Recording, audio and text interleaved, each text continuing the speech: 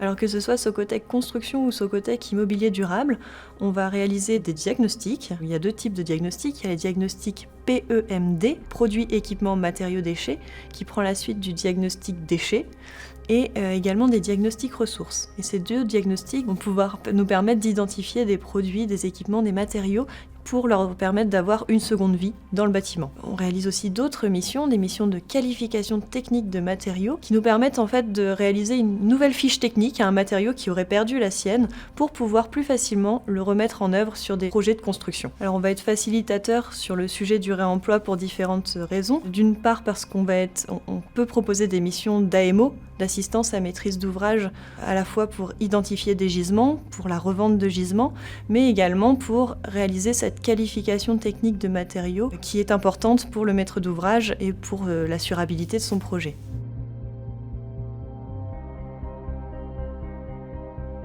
Quelle va être la pérennité d'un matériau qui a déjà eu une durée de vie de 10, 15, 20, voire même 100 ans pour certains matériaux. On va aussi se demander qui va assurer ce matériau, qui en prend la responsabilité si jamais on a un sinistre. C'est là que l'expertise de Socotec est importante. On va venir recréer cette fiche technique, se porter garant de cette absence d'information et pouvoir accompagner le mieux possible le client, le matériau, la maîtrise d'œuvre à aller au bout de son projet.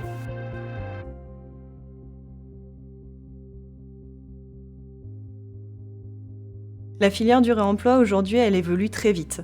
Et donc, des projets sur lesquels on avait du réemploi il y a 5-6 ans, c'était très à la marge, et on avait une façon d'analyser les choses qui était vraiment différente d'aujourd'hui. Aujourd'hui, on est face à une massification du sujet du réemploi, donc on doit avoir un regard sur ces matériaux qui est différent de ce qu'on faisait avant. On va plus uniquement faire de l'analyse de risque, on en fait toujours bien sûr, et il faut faire une analyse de risque, c'est le propre de notre métier, mais on va devoir aussi avoir une démarche un petit peu plus industrielle, c'est cette qualification technique de matériaux.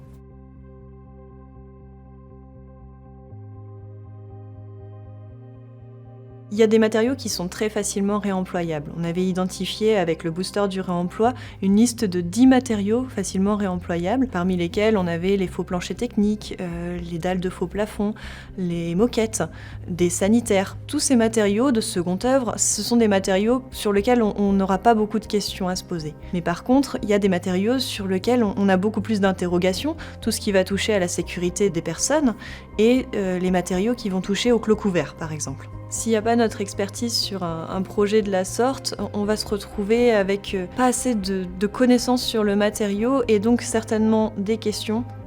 Ça entraîne des avis défavorables à l'issue du projet sur le rapport final du contrôleur technique. C'est la diversité des projets et des interlocuteurs qui rend notre métier passionnant. Aujourd'hui, je suis d'autant plus fière de pouvoir ramener en Normandie, dans ma région natale, toutes les compétences que j'ai pu acquérir en développant ces sujets de réemploi.